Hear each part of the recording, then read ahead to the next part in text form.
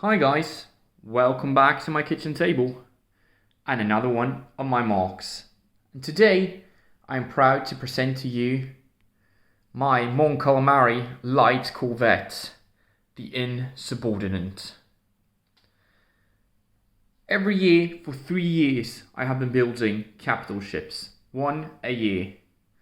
And they have all been for the Empire, which ships such as the Presence here, or the Dominant and the Iniquitous.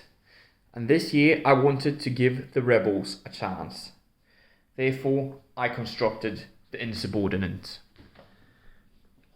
Let's get into the details. We'll start off here at the bottom.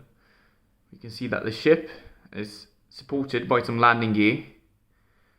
We've got a pilot here standing right next to the boarding ramp where you can enter the ship from. Here in the front, I wanted to get that Mon Calamari roundedness all throughout the ship. I had to use lots of slope pieces to get this mesh of pieces to match into each other. Also got this big windshield for the bridge of the ship.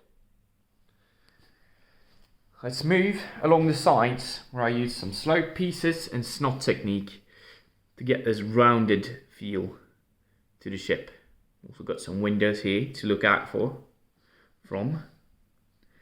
Then we move down back towards the cargo hull of the ship, which is a bit more boxy because it has to store the hangar area and the cargo holds. Ship has got some tiny little wings here with some very massive engines that are identical on both sides of the ship. Here in the back, you can open up the loading ramp to reveal the cargo hull and the hangar area, which we'll get more into when we are turning into the interior of the ship. On top of that hangar area, we have this self-defense turret that is a multiple rocket launcher. Can launch missiles on pursuing ships to allow the ship to escape Imperial presence. Got some nice greebling here on the sides, as well as another window and these slope pieces here on the sides. The main armament of the ship is this quad light turbo laser that can spin and engage targets whenever it wants to. I used these very nice panel pieces, a bunch of them, to get the shaping of the ship. And I also wanted to break up the color scheme with having some like rusted orange pieces and some blue spare parts pieces being used all throughout the ship to give it that rebel feel of not being perfect. So, that is it for the exterior. Let's get into the amazing and interesting interior instead. You can of course lift off the roof of the hangar area. See if we can get some focus here. We've got Luke Skywalker standing right next to the door with a little cupboard. Then we've got my mock built A-wing that I built for the 50 subscriber special back in the day. It's fitted nice and tight in the hangar. Got a rebel pilot here and one of those guiding sticks for having ships enter. Got a Alderaan fleet trooper control panel. We also got some hazard tape in the floor. We can focus. Here we go. We've got Chewie checking out the cargo of the ship. Some safety barriers. And a refueling station with a fuel canister next to it. Got some dual controls here. So that's it for the hangar portion of the ship. Let's move up towards the front of the ship instead. And then just lift off the roof to expose the the interior. I wanted to get a more colorful and lively interior than on many of my Imperial ships that are more standard issue, if you dare say so. So, from the hangar, you enter to this hallway. We got some rebels walking along. You can also see the inside of the window here.